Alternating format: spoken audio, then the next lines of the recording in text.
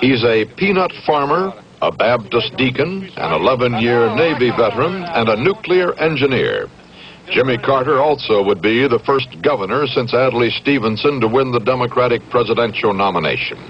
For almost a year now, the 51-year-old former Georgia governor has been doing nothing but campaigning for the presidency. He's gained recognition and is even thought to have a challenging George Wallace in Florida's March 9th primary. If he can do that, Jimmy Carter will be someone to reckon with. Where does Carter stand on the issues? He staked out a position to the left of center, certainly to the left of the man he has to beat, George Wallace. The way to end inflation, Carter says, is to commit the government to a program of full employment. I think the main cause of inflation and the main reason we don't have a balanced budget, which is equivalent to inflation, is we've got so many people. We've got 8.5 million people out of work that are looking for jobs, and we've got another 2 or 3 million that have given up hope of getting jobs, another 1.5 million on welfare that have never looked for jobs because they don't have the motivation or understanding. So the emphasis ought to be on full production, I think, in our country. The last resort, I would create jobs by the federal government, particularly in areas with very, very high unemployment, like young people. We now have a 25% unemployment rate among young people 18 to 21 years old. We have a 40 or 45% among black young people. And that's an area that cries out for some programs like the CCC or the WPA during the Depression years, when you actually provided jobs that were beneficial to restore the basic commitment to a work ethic in this country, which is that anybody that's able to work ought to work and ought to be given a chance to work.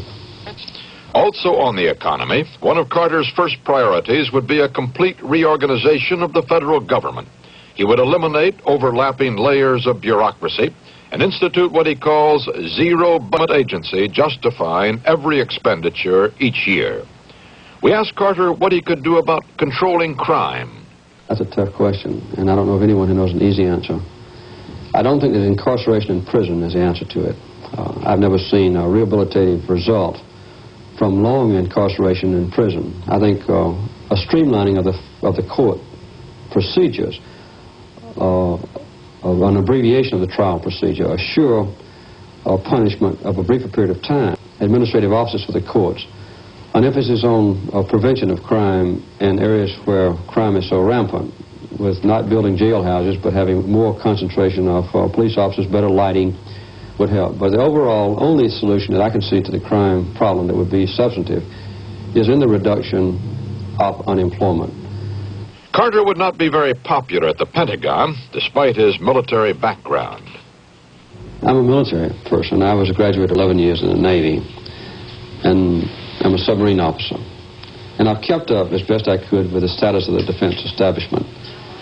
I would say that the most wasteful bureaucracy in Washington is in the Pentagon. He would reduce